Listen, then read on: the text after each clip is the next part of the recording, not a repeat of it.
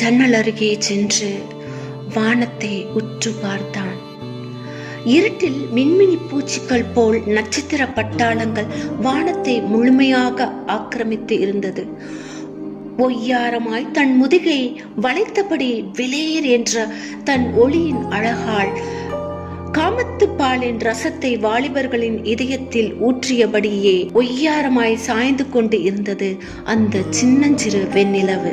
நிலவை பார்த்து பிரணவ் தன்னால் பேசத் தொடங்கினான். ஏய், என்ன நீ ஆனா பொண்ணான்னு எல்லாம் எனக்கு தெரியாது, சரியா? ஆனா எல்லாரும் பெண்களுடைய அழகோட இன்னும் ஒப்பிடுறதுனால நீ ஒரு பொண்ணா இருப்பேன்னு நினைக்கிறேன். என் கண்ணுக்கு தெரியற நீ இப்போ இந்த நேரம்